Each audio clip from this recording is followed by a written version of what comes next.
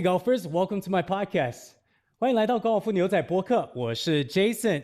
今天的来宾呢，我也非常高兴，他也是我的好朋友，又是一个 PGA 职业教练，他自己也在创业。欢迎我们 James. Welcome, James. Welcome to the podcast. Yeah, thanks, Jason, for having me. Looking forward to it. 大家好，我是 James 教练。So yeah, really happy to be here after knowing you for 10 years. Yeah. I can't believe time has gone that quickly. It has gone very quick. Looking forward to a chat. Yeah, it's going to be fun. Nicely. I mean, I've been meaning to ask, right? What made you come out to China? You're from Leicester. Yeah. Tell us what life was like at Leicester. So, yeah, as Jason said, I'm from Leicester, which for those of you who don't know, it's in the middle of England. And basically I went to University of Birmingham. So from there, I had a lot of friends that were from Hong Kong. And then after we graduated, they went back to Hong Kong and they knew Mission Hills. So I kept in contact with them. And then, yeah, from there, I worked in England for 2-3 years. Kind of after we graduated, I became PGA professional. So I had 2 jobs before then. And then it was about 2015, I was kind of getting a little bit fed up of the English weather. Okay. It wouldn't stop raining. And I heard my friends are having such a good time at Mission Hills, which is the biggest golf club in the world, and so many fantastic, exciting opportunities. So I just thought, yeah, why not give it a try? I actually left in August 2015 with no real plans of like how long I was going to be out there, but here we are 9 years later, still here. Nicely, nice. What club were you at in the UK? I joined I went back to my home golf club because I hadn't planned on it, but my home golf club back in Leicester, it had a really good head pro. So he had a really good reputation around the Midlands, which is the province that Leicester is in. And yeah, he offered me a job. So I worked with him for 2.5 years. We did really well. He actually, when I left, went and built his own golf course. Okay. So he went in to do really good things and I went off to China. So no, it was good. It was a great opportunity. I'm always really thankful for the opportunity that he gave me. But yeah, coming out to China has been an incredible decision. We'll come back to that because I think you mentioned something that I think a lot of our viewers don't understand, and that was club life, right? Because being a professional in a club in the UK or in the US is very different from being a professional, when you came out to China, right? Yeah. Like, so what was that life like? Can you kind of describe what you had to do on a day-to-day basis a little bit as a professional? Yeah, so the biggest difference that you'll find between what I'm doing now and what pros will be in China to what you would be in England and America is that you're at one club and the professional traditionally is supposed to run the club shop. So the pro shop it's called, and obviously that's going to sell clubs, clothes, it sells water and the chocolate and golf accessories, golf carts. So you basically become half golf coach. Yeah. And then you obviously run your students, but you have to become almost a businessman as well. So you have to be able to get a stock take, dealing with members. So you actually run competitions. So Saturday, Sunday mornings, the people will go and sign in with the professional, or as I was the assistant pro. So you take the money, you organize the competitions, but you also have to be good at kind of selling golf clubs, selling clothes, keeping stock take. For me, it was something I was never really it wasn't the reason why I wanted to become a PGA pro, but it was one of those things that it is a job. Luckily, I became busy enough that my boss at that time, he probably knew that I wasn't the greatest at, let's say, running stock takes. So he was like, you just go and teach. You're good. You're good at teaching. You have a good reputation. So yeah, we got another person that almost a shop manager. And the golf club will pay the professional a certain amount of money to look after the golf club. So completely different here because, especially at Mission Hills, it's basically like a shopping mall that's a pro shop at Mission Hills. It's so big and they will have a completely separate department running that. Yeah. So for me, it was good for me because I could get out the pro shop. I always really loved interacting with the members and kind of seeing how they played, and it was good for a chance for me to sell lessons. But it wasn't where I wanted to be. You almost had to be like a jack of all trades, right? Like aside from just teaching, right? I think how I would see it is like the professionals back at home. You aside from teaching, you have to be operations. You have to be in marketing. You have to be in sales. You have to run the shop, as you said. You have to run the tournaments. You have to do everything back at home, right? Whereas over here, I think we're more specific in one area, right? But at the same time, that's also part of our PGA training. Yeah, it was. Yeah. That we had to go through, right? Because in our PGA training, you didn't just learn how to teach, right? They taught you business development. Yeah. They taught you sports science. They taught you how to club fitting. And other trades, right? They basically try to prepare you as much as you can, right? Yeah. But you had a different experience as part of your training than I did. I did the distance learning qualifications out here in China, so I was able to do that. But you actually had a different, more traditional route, right? You've gone through the university route, and University of Birmingham.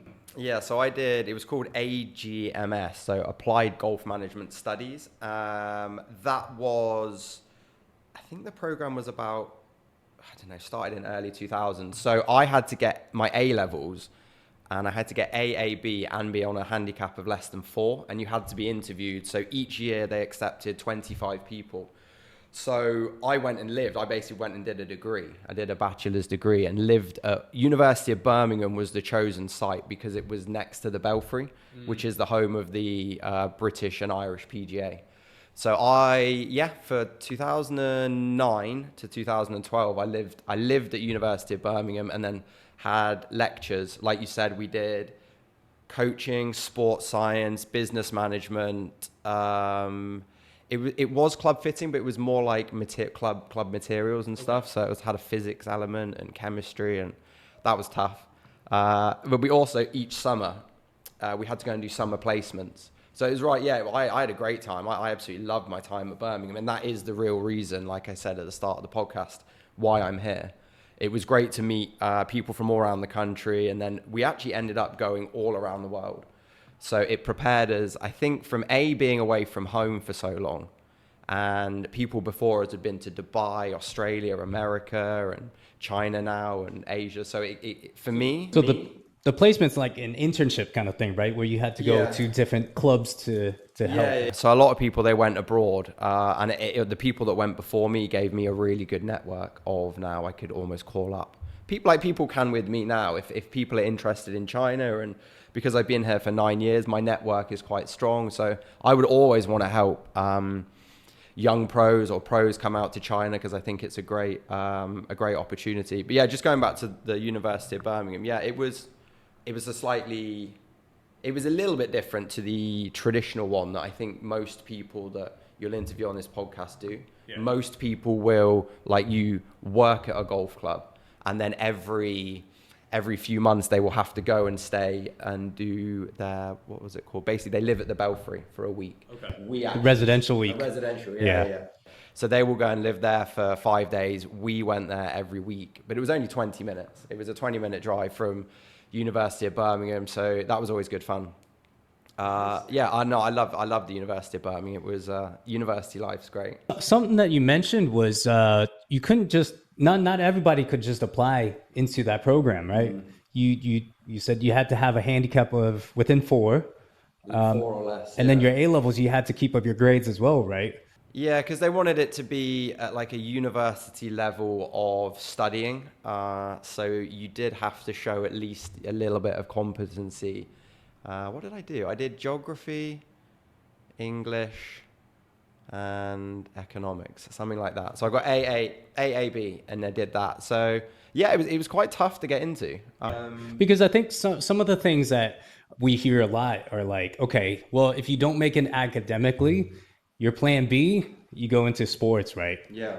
But a lot of people don't know, like, to go into these programs or to go into these sports, there are requirements that are actually not the easiest to achieve, right? Oh yeah, for sure. Especially trying to read and kind of do assignments and dissertations at a university level. It was tough. It took me months to get used to it. Like we had to do the referencing, like the Harvard reference. You couldn't just say something. You had to go and look in the library and look it up. And I mean, I went to university that long. We were kind of still using books. And so you had to keep your handicap at 4. Did you have to do a PAT? No, luckily I didn't have to do a PAT because I was off 0 at the time. Okay. So a PAT is the playing ability test. Yeah. So if you were off 4, 3, 2, 1 handicap, you had to go and do it, which on paper, the PAT doesn't sound that difficult. I think it was two rounds and total 14 over or less on the same 15. Yeah. So 36 holes on the same day. One of them was actually my home course. And if you're a 4 handicap or less, 15 over should be easy. But so many of my friends who are genuinely good golfers, they failed the first time because it's the pressure. You stood on the first tee knowing that you didn't have to play that well at their level. But some of my friends would go and they would shoot like 17, 18 over. I mean, there was a guy in my year doing the program. He went, well, we kind of kidded around. He was on the PAT tour because he's played so many rounds, right? He played more than a dozen rounds, but he couldn't pass it, right? And so he done it 12, 13, 14 times. He ran out of PATs to play in the UK that he had to fly to Germany or something to get his PAT. I think I know who. We won't mention names on the podcast, but I think no, we won't mention any names. But you know, there's something about the PAT. Like you're normally a good player. You're normally half decent on the golf course. You might not shoot under all the time, but you're normally okay. But there's something about a number, right, that gets you in golf, right? And that's something that is so hard to train, right? Because we tell our students all the time, you want to stay in the moment, right? But with the PAT, you're trying to stay in the moment, but there's also always an outcome. Yeah, it puts on, and even if you make 4 or 5 bogeys in the front, it's like, okay, it doesn't matter. I still have 7, 8, 9, 10 shots. But you relax too much, I think. So yeah, like you said, a lot of my friends who would definitely go and shoot level par quite comfortably. Yeah, I don't know what it did to them, but yeah. So anyway, I luckily didn't have to do that because I was off 0 at the time. And then, that was 2012. Then I turned pro. And I think because when I grew up, my home club in Leicester we were lucky to have some unbelievable players, 2 which went onto the European tour, and then 1 that went on the Corn Ferry tour. So I was playing with these guys when we were 13, 14, 15. And I remember there was one time we went and played 9 holes. I shot 2 under. The next guy shot 4, the next guy shot 7, and someone shot 8 under. So I looked at that, I was like, if I can't beat people in my own club, and I'm not the best in Leicestershire, nowhere near in the Midlands, nowhere near in England, why would I try and make it as a pro? So having graduated from university, I just knew I wanted to teach. I love teaching. I got to interact with people. I played a little bit on tour, on tournaments.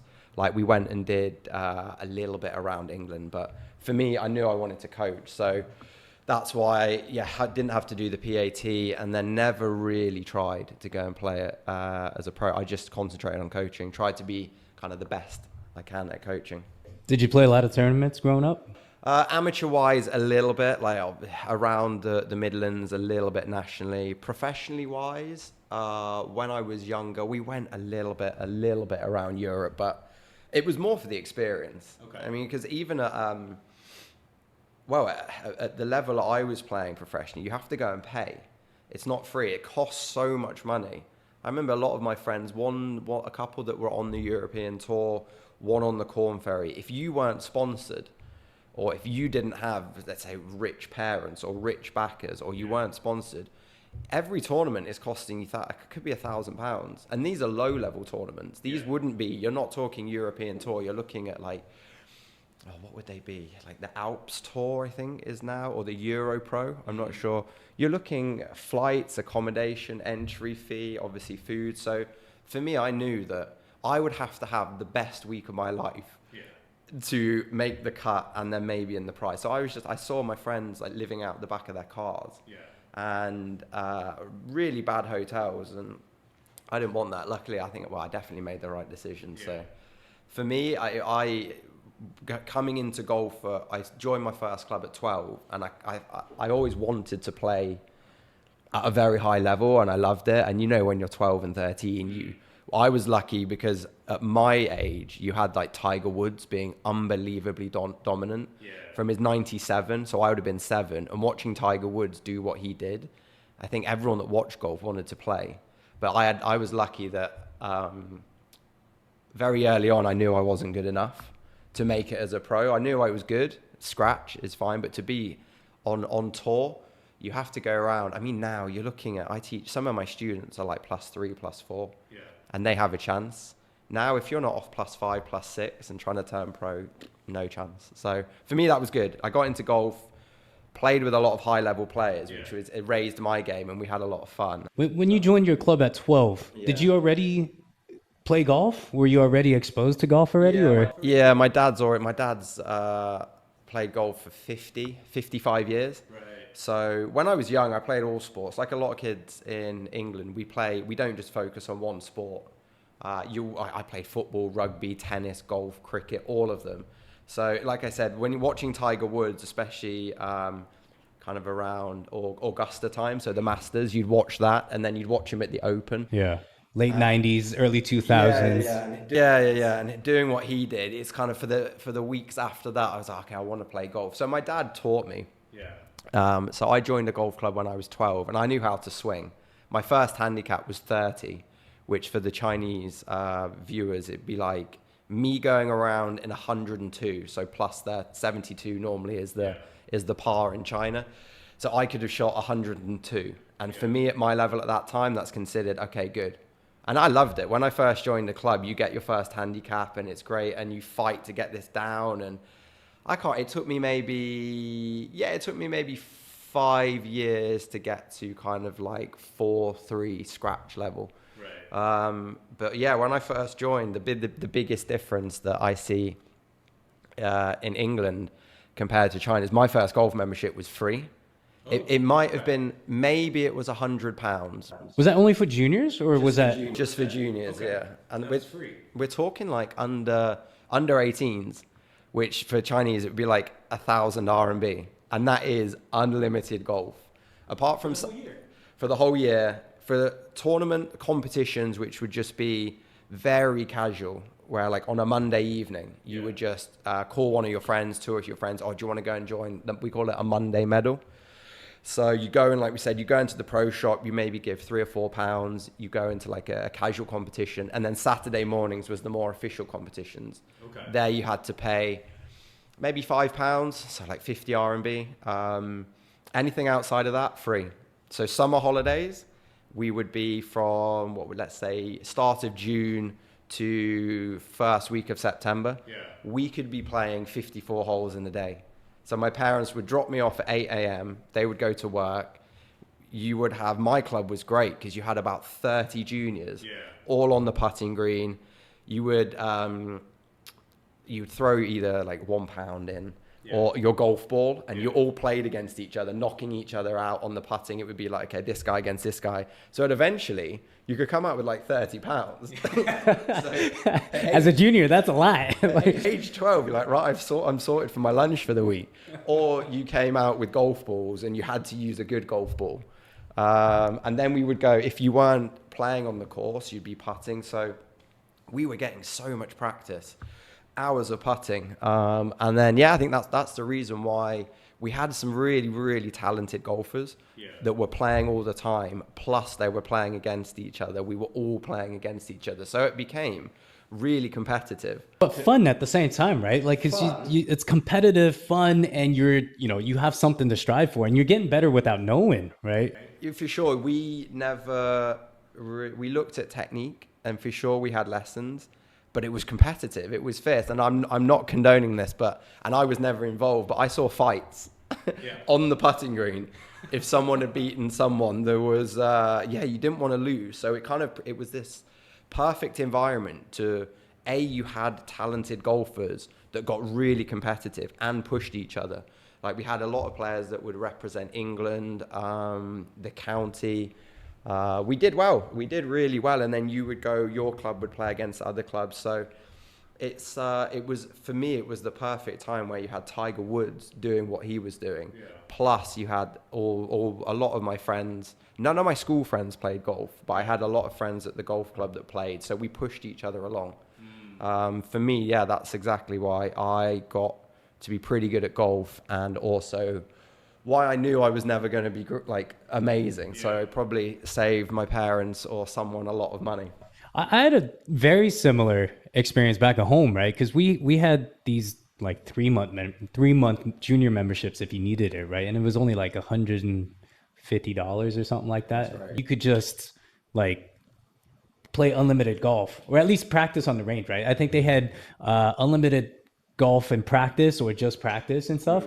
But then it's pretty much what you said about the atmosphere and the environment, right? Like you end up meeting so many guys around you know, locally, and you know, you get to know them, you get to compete with them, and then they're probably either on your team or they're playing for like a rival school or something like that, and then you get to know them as well. But really good, it was really fun that way. But it was quite, you know, it was quite cheap, I guess. But you know, the atmosphere was the most important bit. It's what I try and that is what I try and recreate with a lot of my juniors here, because access to golf here is more difficult. I mean, the golf courses like Mission Hill, the facilities are unbelievable. Access is slightly more difficult. But what I try and do with my students is I try and get them together as much as possible.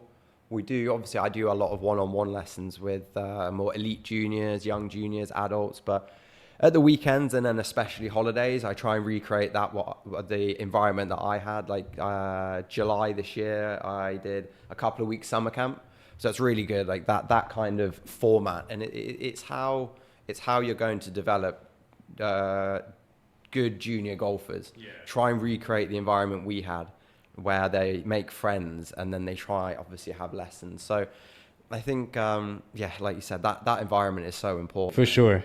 That's what we're trying to do too with a lot of our camps, is to emulate a lot of what you see internationally, right? Like on the golf course. Like for us, growing up, you carried your own bag, you pushed your own trolley, you know, you walked all 18 holes, right? Yeah. So, but it's a little different here in China, right? Where you not all courses will allow you to do that for various different reasons, and we can understand that, right? Definitely. So, you know, that is definitely different. But you know, what we tell our students is, look, if you think it's hot on the golf course now, and you're sitting in a golf cart, and you know, you're not playing well and you're struggling already, like, you know, and you really want to go play overseas, well, let's think about this, right? Because if you go overseas, there's no caddies. You got to walk it. All 18 holes. That's what we done in the summer, though. Like, as part of kind of what you were saying, right? You play 54 holes in the summer. Sometimes we play 18, sometimes we play 36, and then spend the rest of our time on the putting green. But we did that almost every single day. We walked it, right? So the fitness level was completely different, right? And so, but at the same time, we didn't really have as much, you know, tutoring and academic, I guess, homework and things over the summer, right? So we could actually do that. So I guess the landscape is a lot different, right? And it's completely understandable, right? Because there's a lot more people in China versus in the UK, right? So things are a lot more competitive. And, you know, you just have to be on top of your game, right? But I think as coaches, we try our best to make it work. As much as we can. The cultures are completely different, and I think if you can pick the best of both. I love here how kind of they do take learning very seriously. In terms of being a golf coach, golf professional out here, it's an unbelievable environment, because you will get I get adults as well will really commit to getting better. Whereas in England, I think people will come. It would be very rare for someone to continually come for a lesson week on week on week for a prolonged period of time. Whereas here, some of my students will commit to like 100 hours. So as a coach, it's brilliant because, okay, they've committed to even 10. I mean, 10 is fine because they will come maybe twice a week sometimes. And you can really commit to a structured, solid learning plan. But you're right about in the summer, the pressure children are under here because it's so competitive. Even I will have a lot of juniors that I will teach up until about 13, 14, I think, and then the John Cow comes along. And I've had loads where I won't see for 2 years because if they are not doing so many extra classes, if they fall behind and their exam results, etc. So I think the best thing I like, you could get, the culture is different here, but I do like certain elements of it. And I am seeing more people now will take, I've got maybe off the top of my head, I can think about 5 or 6 like elite juniors that are in the top 30 at least in the country in their age group that will have really committed to golf. Like later this week, I'm going up to Yantai to see some students, and I'll go to Beijing and we'll do like 5 hours of lessons a day. And then they obviously do keep up with their studies, but I kind of like it here because they treat them like professional amateurs. The parents really have, and the juniors love it, which is good. So I don't feel like I am or their parents are forcing them to play, which I've had in the past, which is it's just no good for anyone. But no, these juniors here, you've got that kind of, I would say, Asian mindset of, okay, if you're going to do something, you commit to it and you focus, which I love as a coach, but also kind of I can bring the Western mindset as in lessons, we're here to learn. And this is the goal. This is, okay, you want to go to college. You've got to get serious. And when you're here, let's do it. But I bring a slightly, I would call it more relaxed style of coaching. I wouldn't be like, right, you have to hit 500 balls. It's like, right, here's your target. I create a safe but fun environment. So I think, when you meet, you can cherry pick a bit of the Western culture, which is certainly more, I would say, we put fun at the forefront, but with a bit of discipline, where the Chinese culture might be like, it doesn't really matter about fun. It's like you are there to learn. So I like both. I think you can blend both in, and that's why I really do enjoy coaching in China. And I think parents are seeing more that as a mixture now. Has that changed over the last few years in the 9-10 years that you've been here? Or what was it like when you first came out to China? When I first came, it was unbelievable because I came from a normal club in Leicester, which had 18 holes. Like we said, it had a pro shop. You had maybe like 1,000 members, maybe. I came to Mission Hills and suddenly it was like I'm at the world's biggest golf club, and you're having to get golf buggies up to the academy. And I was in Dongguan 5 courses, Shenzhen 5 courses. So for me, just the sheer scale of the project out here. I know Mission Hills is an extreme example, but even like you've got in Shenzhen, Sam River, 3 9-holes, and you've got Shili, 4 9-holes, and what's it called now? Hidden Grace, like a European tour event. The sheer scale is what surprised me, and the amount of people that want to learn. I remember my first day, Mission Hills, or it would have been Ian Roberts Golf Academy. They'd organised like 9 trials for me or something. I remember my first day. It was like your first day as well. I remember I nearly smashed a door going out because I pushed this door. I thought it was a lot heavier, and it wasn't. So I wasn't off to a great start by nearly smashing a door. And I remember it was so hot outside because it was late August. I remember bending down to pick a ball, and the sweat hit the ground before I could pick up the ball. But anyway, like how is it different?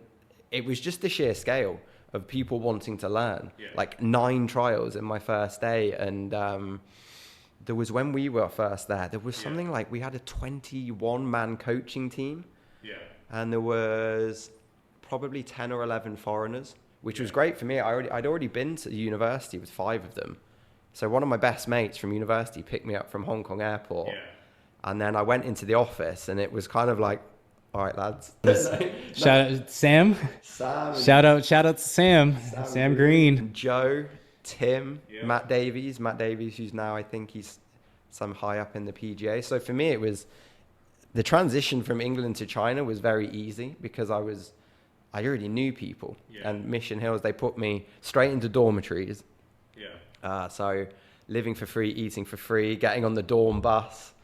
I mean, it was wild going from an English golf club that had 18 holes and a very chilled out membership to Yeah, the carb in the UK and everything, and you come out here and it's nothing, right? It's starting over from scratch a little bit. Yeah, I mean, you got thousands of employees, and I mean, it was good. Just, yeah, the culture was, I never really found it too much of a shock, the culture, because I traveled. I was lucky enough to kind of travel with friends from university and home. We'd been to Brazil and Vietnam and all around Europe. So I was kind of used to different cultures. And having friends here already just made the transition really easy. What was your best memory when we were at Mission? Because for a lot of people that don't know, we worked together for many, many years, right? Yeah, 7 years. Yeah. And so I know for me, a lot of my best memories was, as you were saying, there was a community, right? And for me, it didn't matter if it was the foreign community or the local Chinese coaches or the staff, right? And I thought, for me, the whole camaraderie and how everybody came together, and that was my biggest memory at Mission Hills was, the times we'd always kind of hang out after work, before work. It was almost like a family vibe. For sure. With the whole academy, right? Like that was the best memory I had. Yeah, I mean, like you said, we were together 7 years. I think in that 7 years, we had maybe 3 or 4 cycles of friend group. Yeah. So when I first came out, I had my university friends and quickly met like yourself and Brian and other people. And then some people moved on. And then because Mission Hills had a school, an international school, I had lots of friends from there. So yeah, my best memory, like probably like yours, and the reason why I stayed out or still here is the tribe that you kind of create with foreigners. Because living in Shenzhen, it's quite easy, but without the friend group, be like, yeah, I wouldn't have stayed there so long. So yeah, I mean, it's like the summer camps we did, and I was lucky enough to, when I was at the PGA, do the full-time team. So the elite program where juniors would stay at Mission Hills for a term and we teach them every day. And I was lucky enough to be a part of that. But yeah, just being in, especially Dongguan, the facility there, kind of hanging around in the office, and you'd go down, you'd do your lessons, and that was great. I mean, Mission Hills, because it was the biggest one, I think a memory that sticks out for me is one day, you would know exactly when, because the Golden State Warriors, they did their yearly trip after, I think 2019. I remember this day. Yeah. So you had Steph Curry and Klay Thompson and some others. I remember I was just kind of hanging around the clubhouse, around Olatharbel, around where they were getting off their cart, and I think one of the Mission Hills people went and said hi and introduced me to them. So shaking Klay Thompson's hand pretty much engulfed my whole arm. So that was cool. And then the same day I went upstairs and bumped into Lewis Hamilton, who would I think he just won in Japan, and he was at Mission Hills doing something with the Formula One. So in the space of like an hour, I'd met the Golden State Warriors, who just won the playoffs. And then you'd met Lewis Hamilton, who's arguably the greatest Formula One driver. And because we were foreign pros in Mission Hills, that kind of put us on a little bit of a pedestal. Let's say if I had met these people in America or England, it would have been, oh, here's just the pro, but we were kind of foreign, and we stood out. So meeting a familiar face in a foreign country to them, right? They were like, they were like, oh, you speak English, and they gave us the time of day, and they were great. I mean, for me, that was just like, that was a bit of a surreal day. And they were cool about it, right? Like they were quite chill with it. They took pictures with our campers. They took pictures with some of the kids and things like that. Amazing. Yeah, I mean, Lewis Hamilton was just walking around the pro shop with his manager. Like, and no one, because at that time, Formula One wasn't that big. So everyone made a massive fuss because basketball's so huge here.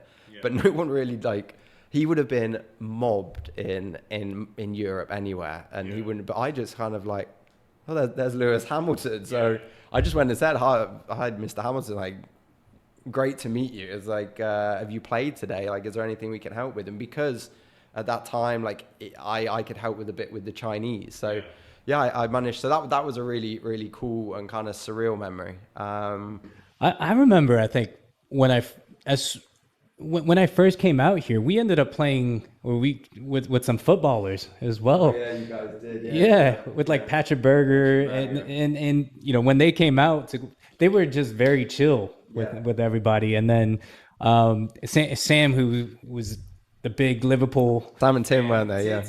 Yeah, Sam and Tim, the two kind of Liverpool fans, they really like, wait a minute, I know you. Yeah, I mean, for those that know football, they were part of like some really successful Liverpool teams. Yeah.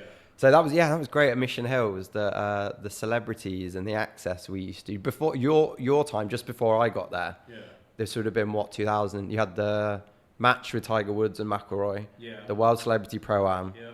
That was probably one of the reasons. I remember chatting to Sam, and he was telling me about he'd caddied for like Ryan Reynolds, and then you got Catherine Zeta-Jones and all of that.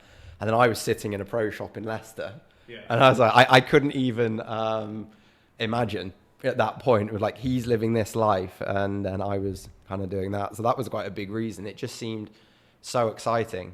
And I really do feel now, like being here 9 years, it's an exciting place to be. Yeah. Shenzhen especially, I've been lucky enough in 9 years to travel around a lot of China for traveling and for golf. I think Shenzhen, specifically because of the weather and maybe how close it is to, you've got obviously Guangzhou and Hong Kong and this area, there's loads of golf courses. So in terms of, and it's all year round, isn't it? Yeah. Like it gets a little bit cold around Chinese New Year, but we pretty much have 12 months of the ability to teach. So yeah, even after 9 years, it's an exciting place. I mean, I know we had some great memories and everything. What's been kind of the biggest challenge that you had to face the last few years? I think that's something that we don't talk about a lot. You do teach in Chinese sometimes. Yeah, I think that would be, again, because it all goes back to from university. I had these friends that saw day in, day out. And then when I came to Mission Hill, Shenzhen, the first night we went out for dinner, and I saw 2 or 3 of them just speaking Chinese. And I was like, that is so cool. I was like, because I'd known these guys and from lectures and obviously and all of this, and then seeing them speak Chinese, it was a big motivator for me. So that was I was like, right, I've got to get, I had a teacher for like 2 or 3 years. So yeah, I teach. I haven't had lessons in a while, but being in this environment, everyone can be my teacher. So my Chinese level, I would say, I'm HSK 4. I passed that, I don't know, 4 or 5 years ago. And that was probably their biggest challenge. And then since then, I don't know, I think because I was lucky enough to travel before, I'm kind of used to adapting to cultures or like food or cultures and the food, like I used to go to Chengdu a lot.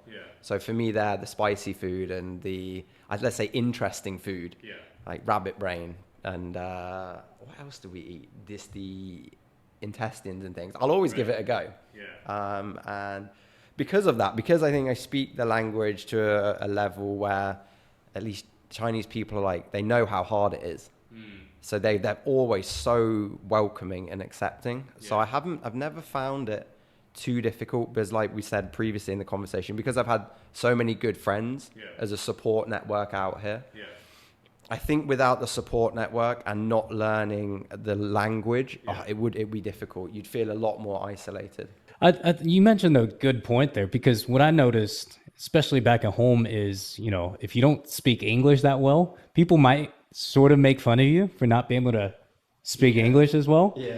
But then in China, it's like if they know you're trying and you are trying to speak Chinese and trying to learn and stuff, everybody's quite welcoming here. Like they'll even try to help you along to, you know, for sure.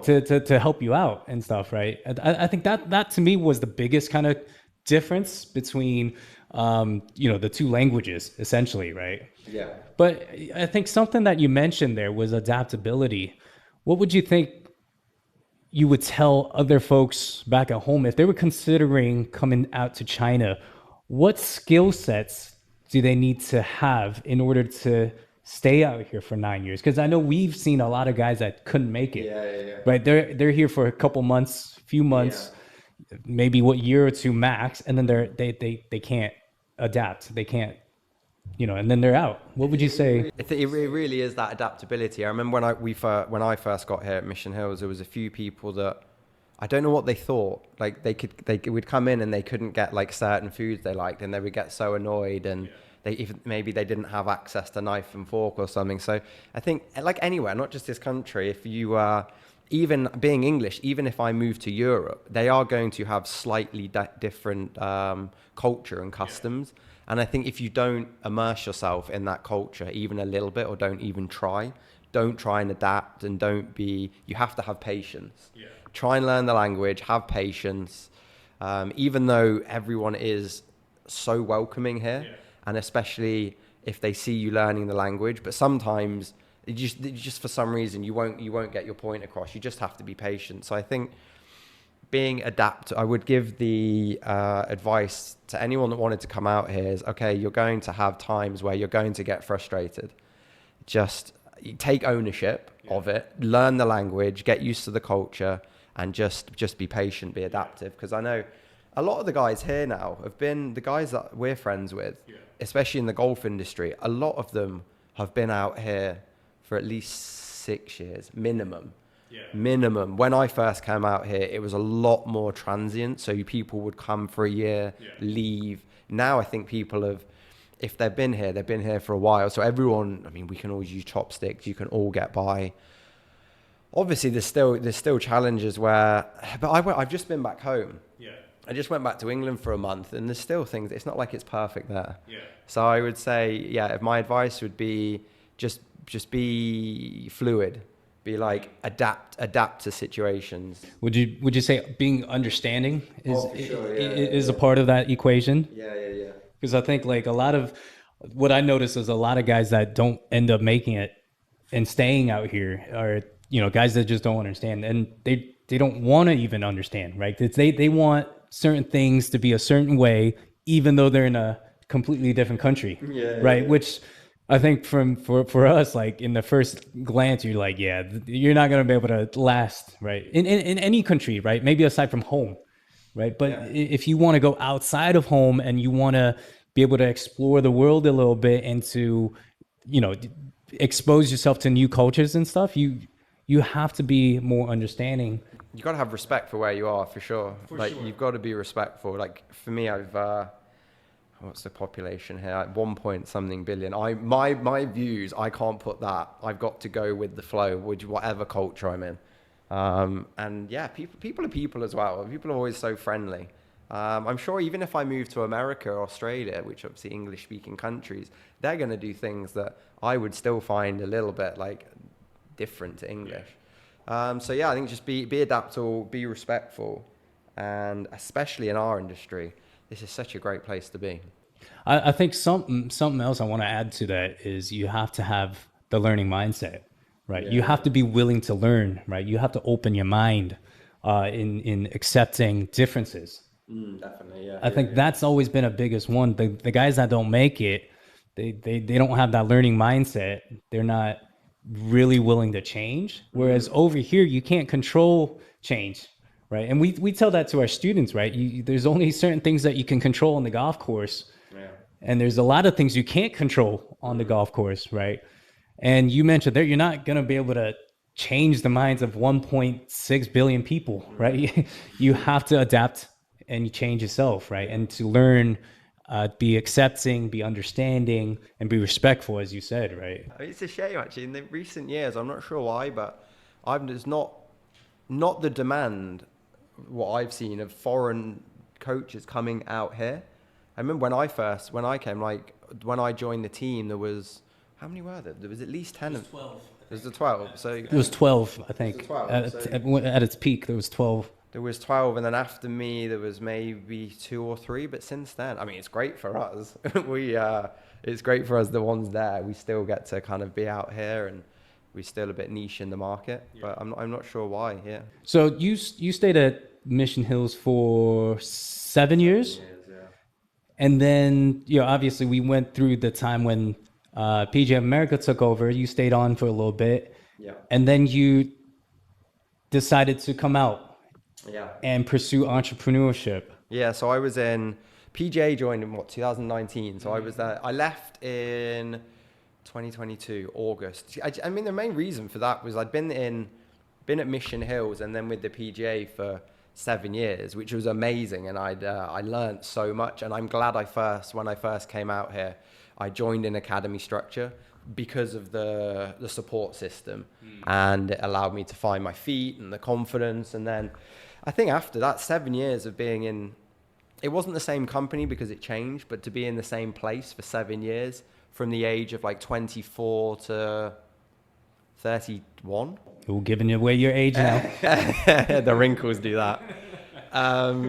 31. I just wanted a new challenge. So 2 of my friends had already set up downtown in Nanshan, had already set up their own academy. And then I had the chance of going to kind of like partner up with them. So when I partnered, it was 3 of us that we owned Pure Golf. So at first it was an indoor center. Initially when I joined, we had 2 coaches. 2 coaches when I initially joined, and then I was with Pure Golf for 2 years. I ended up selling my shares to one of them. And then when I left, we had 10 coaches. So it was great. We had a great time growing this company, and you went from being at Mission Hills and then with the PGA where I was just a coach, and then going to a business owner where, okay, I was still a coach, but you had things like training coaches, looking after things, helping with marketing, trying to build a brand, and even things like accounting where you had to be on top of the figures and keeping a book and my visa and things like that. So it was good fun. I was going to ask you what the biggest difference was, right? Going from a place like Mission Hills and the PGA and then coming out on your own. There must be different challenges and everything that you had to... I think because a lot of my students wanted to support me, that they kind of, the way they saw me, I think, changed. Going from an academy structure where, let's say, they would have paid their money to whoever, Mission Hills or the PGA, and then I was a coach. All of a sudden, I had my own business and we had Pure Golf. They kind of saw me in a different light of being like, they wanted to support me. Some of them I knew I've been taught for 6 or 7 years. So even new students were like, oh, it's your own company. And I had people working for me. So I think that the way I was looked at was like, maybe, I don't know, not more respect, but they saw me in a different light. Yeah. So my first few months were great. I managed to personally sell a lot of lessons, which was a good safety net. And then, but because I kind of was having to look after a lot of coaches and we were trying to build the brand and we were going into different facilities. So we would kind of incorporate 2 or 3 other facilities. Right. My coaching it's still concentrated on my students when my students were there, but I couldn't build my brand. So then you have rent costs and employment costs. So there was much more, I would like any entrepreneur, that safety net from a salary goes. Yeah. But I liked the pressure because it pushed us to try new things. And because I was my own boss with the 2 others, yeah. If we wanted to try, let's say, oh, we want to set up this event or we want to do this initiative. Okay, this holiday is coming up. All coaches, we want you to do this type of video. Sure. I enjoyed having the freedom with the other 2 where I'd be like, right, let's try this. Let's do this for 2 months. Let's do this coaching program. Let's do this marketing campaign. I really enjoyed kind of the freedom. Whereas if you work for any company, as you should, you have to go through up a chain of command, because you can't have, when you're working for a company, one employee doing this and another employee doing something else. So I enjoy, which I still do. I still have my own company, and I left Pure Golf on really good terms, but to pursue more of my own coaching and go into more like elite junior coaching. And then in August, I've just set up another company that's going to look at product development. Yeah. So I partnered with another friend that I have from Canada who lives in Sherco now. We're mainly going to do, for me, it's like golf accessories. Okay. So golf training aids. Yeah. He is going to be more on the injury prevention and warm up kind of side. We're adding smart technology into these things. So that's in the early stages. So for me, Pure Golf was brilliant. It was so fun. And to have your own place, it was, I mean, even at a basic level, it was cool. I'm like an ego thing. I've got my own plane. I guess we'll go a little bit more into kind of some of the other projects that you're working on. Did you ever see yourself as an entrepreneur going, coming to China or growing up as a professional? Not really. I kind of just fell into being a golf coach. Like when I was young, I wasn't being like, I'm going to be a golf coach, but one thing led to another, and I'm glad I love it now. But in terms of maybe when I was younger, I always wanted my own academy. But then when I was working at Mission Hills, at least for the first few years, because we were so busy and we were having such a good time, and I think I switched my brain at least for 5-6 years at being at Mission Hills to be like, why would I want the pressure? Yeah. Because Mission Hills was giving us all the students, and then when we started kind of doing our own video stuff, we were getting our own students, on our profile on social media was growing a little bit, and we were as busy as we wanted to be coaching, and as soon as you finish your lessons, that was it. You've got your own free time. So after that 7 years being at Mission Hills, that's when I just wanted a new challenge, because I felt like I was not really growing that much. Okay. So to answer your question, for the first 6 years of being in China, no, I didn't want, and then I wanted a new challenge, and I'm glad I do. And I really loved being part of Pure Golf for about 2 years. Yeah. And then now I learned a lot of lessons. Yeah. For sure, we made a few mistakes. Thankfully, we didn't lose any money. The brand grew to a level where I think it's pretty well known in the golf industry in China. Yeah. It's still going, so they're still doing a good job, but I like where I'm at now. What's been the biggest change that you've seen yourself go through? Because you obviously had to switch different mindsets and definitely different routines. What's been the biggest change that you've seen yourself? I think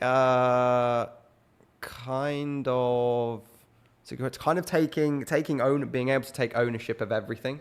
So rather than just be like, I'll book my students in, I can now, I'd say more serious about like my product development company that's building, or I can create my own tours if I want to go, I can go to different cities. So I think for me, I can just be building my own brand, basically. I think before, obviously working at Mission Hills, which is a huge brand, I was part of Mission Hills brand or PGA brand, and I was just a small cog in this massive machine. Whereas now I live and die by that. So if I am not performing well, it looks badly on me. If I'm doing well, if I'm doing good on social media. So I like that kind of being able to take complete ownership of everything. I think the way I saw it in the last few years since you've, jumped out and started, your own company and stuff, I think one of the biggest changes I've seen, I don't know if you've noticed it, is, you've actually taken, as you said, ownership of yourself a lot more, right? And I'm not saying you weren't responsible before and everything, but I think you definitely put a lot more care in what you do now. You have a better routine. You're more driven now. Oh, for sure. Yeah. And now you're actually, I mean, it wasn't like you weren't doing that before, but now you have something to work towards, right? To push yourself in. And I think for me, I know entrepreneurship isn't for everybody, but for me, on a personal note, I think it's been fun. Very well. It's actually not, I wouldn't say turned you around. You weren't on a bad path or anything, but it's been allowed me to kind of just do everything I kind of wanted to. When we joined, we had a great time at Mission Hills, and we worked hard. I remember some summers we would do I think the record was someone worked 75 days in a row at Mission Hills during the summer. But we also, in the downtime, it very much was, we could kind of forget about it. We would go travel, and when we were working at Mission Hills. There was me, you, and there was probably 4 or 5 others that would stay at Mission Hills for that 6 years. But no, you're right. Now kind of when I'm not teaching, I can be doing other things around that. Let's say if it's my social media, or I can be keeping contact, because if I'm not, there's nothing behind me. So it's like a safety net. If I don't keep working and building my own profile, or at least maintaining that, it might be okay for a couple of months, but if you're not continually trying to build your brand or do something, there's going to become a time where people are going to forget about you, and they're going to stop wanting your golf lessons. Or I can keep building onto, right, here's at the minute, coaching is certainly my central, and that's the thing. But I always love coaching, but now I can do different branches of my company. So my company is called True Flow. My product's going to be called Power Flow. I'm going to be looking at doing maybe camps to England. So there's going to be like a holiday or tour guide aspect. And I've got, having been in China for 9 years as well, I've got a great network to support me. So I think you're right. That's been the biggest difference of seeing from when I was, let's say, early in my China career. Yeah, I think for me, what I've observed, right, is it's actually driven you to be better by the day, right? Like, it wasn't that you didn't have that drive before, but I think it's definitely steered it in a different direction. Where now it's like, if it doesn't go well, it's on me, right? If it goes, it's definitely taken a different turn. Is what I'm trying to. There's big opportunities as well here. Like I think if you're working for someone, the opportunity to teach loads is still there, but you're always kind of contained by hours in the day if you're just teaching. Now I feel like doing other projects, okay, teaching is still my main one, and I still love it, and I still want to increase my business, but the opportunities around it, that's what motivated me. It's like, okay, you work really hard for myself, down the line, that's where it's going to give me a bit more freedom if I want, I've got a line of smart products that are going to be training aids, or let's say like more of the tour companies, I can go and take students, or I can then employ other coaches to go and say take people to Thailand or back to England. So I think I find it fun because the future is unknown, which I kind of like that. I think for sure, especially when we had rent costs going out the window, and let's say the coaches hadn't been as busy that month, and you're like, okay, if this keeps going, the pressure's on. But it definitely changed me. It's made me get a bit more focused, I would say. Not that none of us were not focused before, but it was just like, if you have something of your own, you always care more about it. That if it's your name is in lights on the front door, of course you're going to care more than, or at least try harder, because there's no safety net. You almost push yourself to your full potential, essentially, right? I think so, yeah. So it's been fun, and the future looks good. So something that you mentioned when you talked about coming out was you did a lot of marketing, right? So you're quite big, and you post videos almost every single day. How did that all start? I remember do you remember we did an event with Mission Hills with Hard Rock? Yes. So this was, this would have been 2016? Maybe a bit later. Maybe a little later. I think it was like 17 or 18. So you and I did a coaching video with some influencers on Weibo at the time. And I remember their manager, we went out for dinner, and he was chatting to me. He was like, there's this really big thing called Douyin coming about. And I was like, what's Douyin? And he was like, it's like Vine. I think Vine was basically 5 or 6 second clips. But he was like, Douyin. He was like, he was like, you're good. You're quite good in front of camera. You could do like funny, small videos. Right. And I was like, I don't. And we did a few. I was like, I don't really like this. And I was like, Douyin, it's never going to be that big. Right. Douyin is now obviously TikTok. I was like, this is rubbish. But so I didn't actually do anything. And then one of my friends saw another Chinese coach downtown posting these videos on Douyin. And then he'd observed this other coach just starting to get really busy. So he copied him. And then I saw my friend do it. So I just copied him. And then that was probably like 4 years ago. And we started with we'd put our headphones in as a microphone, and obviously our quality of editing. But I would say only in the last 3 years, I probably got more serious. So when we were with the PGA, it definitely helped building my name, and a couple of the other guys that started Pure Golf as well. They're really big on golf social media, like Shiping Hao, Xiaohongshu, and Douyin. Recently, yeah, I've done, especially this year, I kind of started, again, I got more serious and I organize my videos more. So I do like a 30-day improvement series. So I would try at least once every 2 days, video 1, video 2, and kind of structure it well. And then I would do 8 videos to gain you 10 more yards. So I think I can see my videos have just got a bit more structure. Okay. And that's been really good. Like even putting a cover on the video. So when people click on your page, it just looks like really well done. And these people will think, oh, that's good. It's following a pattern. What's the angle? What's your goal with it? My goal has been like, because we've been doing videos, I signed with MCN. So that's like, I guess like a social media talent agency. So they will bring me work. I've worked with brands like Fila and Echo and Garmin, Yonex. I've got something next week. So for me, that's a good revenue stream.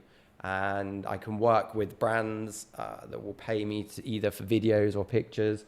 The main one would still be to kind of get students. I think Shipping How, all of them are great to kind of build a brand. Yeah. And especially for people not in Shenzhen. Yeah. Like yesterday, I had someone from Thailand add me. Wow. And then someone from, where were they? Chongzhou, near Guilin, somewhere near that, near Vietnam.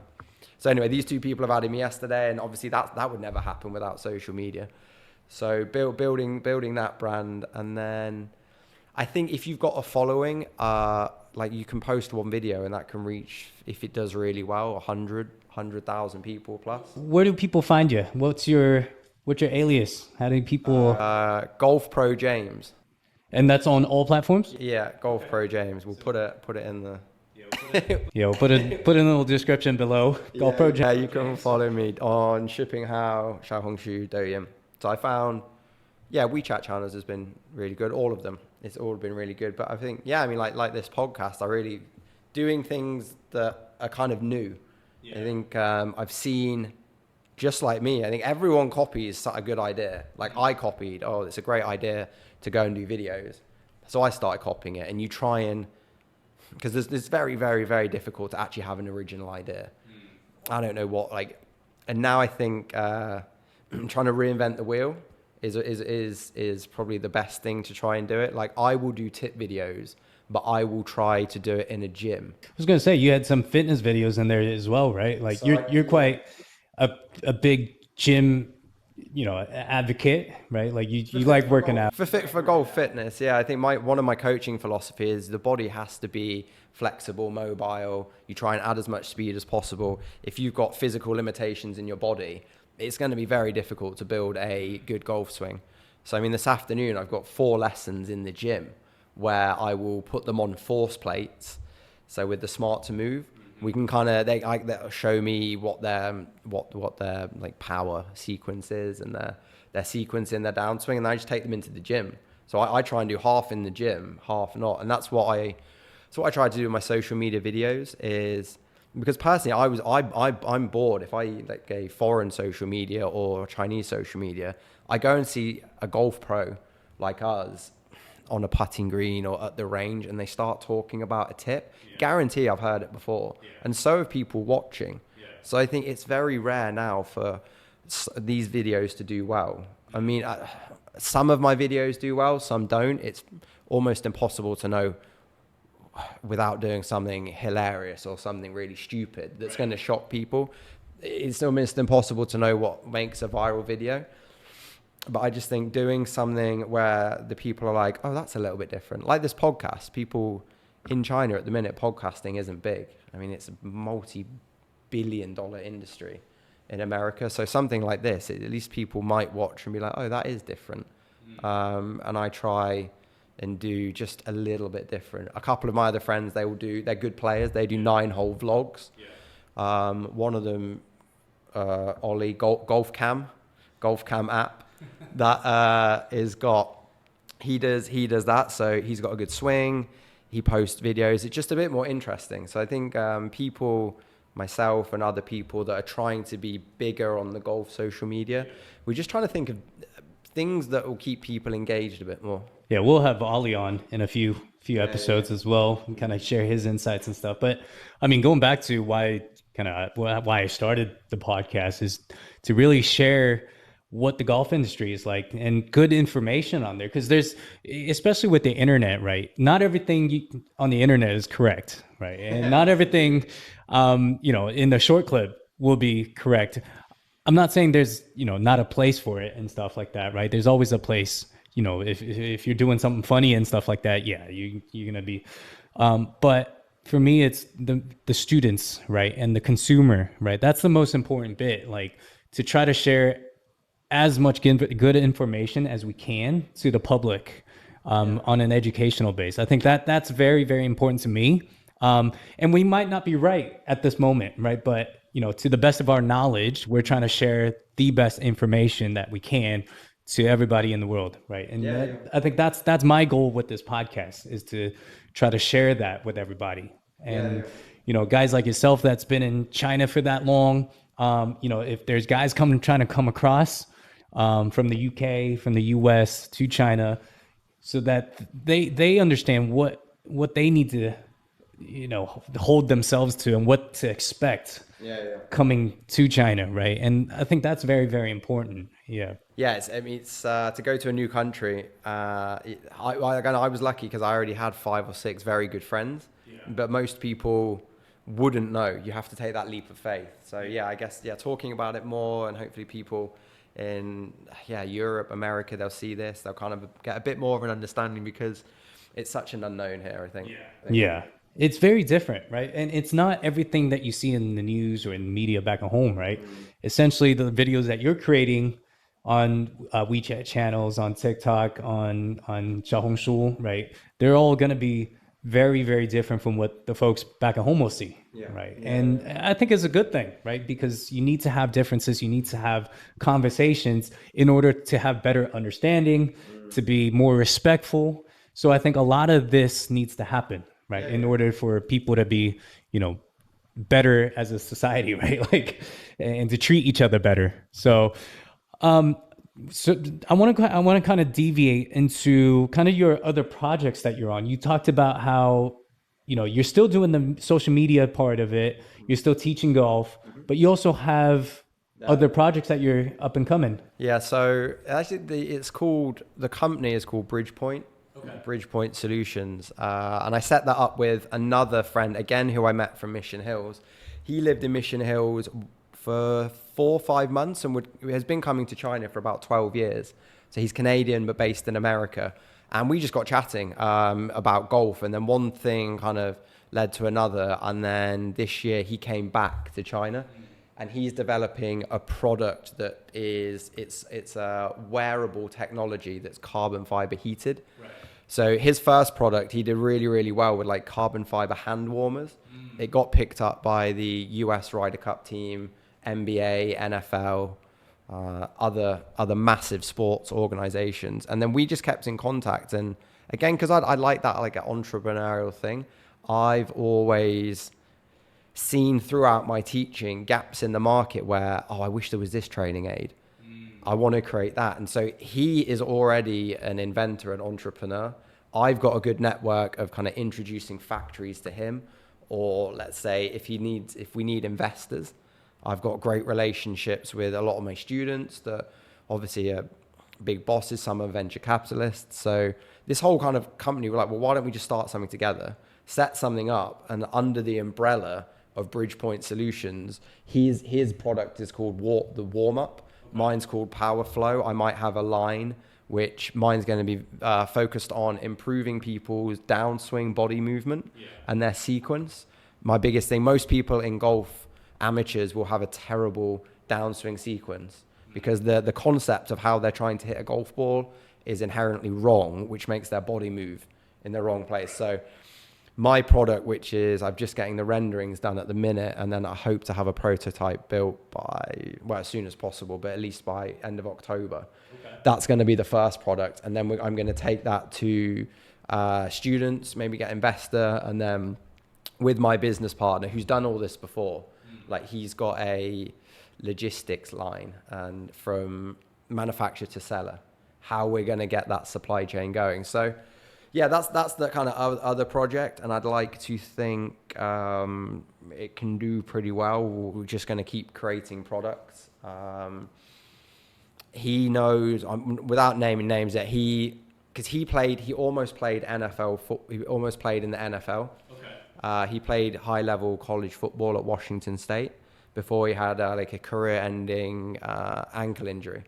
So from that, and then from his first product of working with the Ryder Cup team and NFL and NBA, he's got a few good people on his speed dial. So in terms of getting his product and my product into kind of the right hands, that people could, these sports stars, if they were looking to invest, would be ideal, or at least promote our product. So that's going to be the next stage. So when my product's built, get it into these hands. We'll see. It could be, if it works out like I hope it would, we'll see. I mean, like we know, nothing's for sure. Well, looking forward to that. Yeah. Best of luck to that. Definitely. I'm pretty sure when that product is launched, I'm sure the public would love to know what it's all about. Yeah. No, it'd be good. I think, I look forward to sharing. Awesome. Where do you see yourself in 5 to 6 years? You going to still be in China? I think for sure I'll always be connected to China because my girlfriend is Chinese. So just that point alone, let's say if I moved away, you've got we'd always be back for Chinese New Year or other holidays. I definitely for the next 2 or 3 years be continually in China. After that, depending on how the product development business goes, and we will do a little bit of sourcing for other students and other people. I'll always like teaching, and this is, if not the best, one of the best areas in the world to teach for the amount of people that want to learn. But no, 2 or 3 years, definitely teach as much as possible, get the product development company, Bridgepoint, up and running. And then after that, I mean, I don't like making massive long-term plans because we all know how much can change. If you'd have asked me or told me when I first moved to China in August 2015, September 2024, you're still going to be in China and you're going to be doing this, that, I wouldn't have believed you. So for me, it's very difficult for making such long-term plans, but at least for the next 2 or 3 years, it's going to be Shenzhen. Okay. How's your family see you moving to China? That must be hard for them, right? I actually emigrated on my mum's birthday. So not the greatest present to give my mum. But no, they've always supported me. They've always been great. I think they knew that I was moving with or meeting friends out there that had already been there. So in terms of their peace of mind, they knew my friends out here. So they knew, okay, it's okay. They're just really happy. Obviously, there's more and more I get here. I think they would like me home a little bit, but they never put pressure saying you must come home because they can see I'm doing well. I'm happy. I've got a good network. It would be different if I wasn't doing well and was unhappy. I personally, I wouldn't have stayed. But were they quite surprised you stayed out for this long? I think so. Yeah, they mentioned that. Yeah, because again, even though I tell them everything I'm doing, I send them videos, and I mean, Shenzhen is just an incredible city. Yeah. Even in the last 9 years, how much it's changed and how technologically advanced it is. They still don't kind of know. They're still surprised that, you've stayed out there for 9 years, when it really is easy. Yeah. Especially this city where everything is so convenient. It's so hard to kind of describe what life is like to folks back at home if you never lived out here, right? And especially the pace of change that happens in a city like Shenzhen. Unbelievable, yeah. It's so hard to fathom and for them to even imagine what it's like, right? And even though it's very different, but at the same time, there's a lot of things that are very, very cool about it. Mm-hmm. And you end up staying for, like for you, 9 years, for me, 11 years. Yeah. So time flies. Well, both of us only kind of just moved downtown as well. I've been here 2 years. You've been here, a year? Pretty much. So we went from living, 9 years ago in dorms in Mission Hills, which that was an experience. I mean, even that area now is incredible. And then to what it is now. So yeah, life's pretty comfortable. Yeah, but my parents No, supportive, but I'd say surprised that I'm still here. What was the best advice you received? My dad always said 2 bits. My dad always said that when you've got you have to get the big decisions right. But before you make a big decision, you try and never make it quickly. Take your time, even go somewhere for a day or two. Put pros and cons down, make a big list, and then make the decision. And then once you've made the decision, no regrets. Commit. And he said, commit to that decision and always remember that you made the best decision with the information you had. So I think that's been a good one for me. It's helped me kind of I feel, touch wood, I don't want to jinx it, but every big decision, I feel like I've made the right one. And then even with that piece of advice, maybe if it wasn't the right one, I've never regretted it. So that's been a good one. And the other one was a saying, this too shall pass. I like that saying, just because even when things are going really well, it kind of keeps me humble, and it doesn't let me, because I think when I was younger as well, when things have been going really well, maybe I thought it would last forever, and maybe I did stop working as hard. And then obviously there's repercussions down the line. So it's like when things are going really well, these good times won't always last. So stay humble, keep working hard.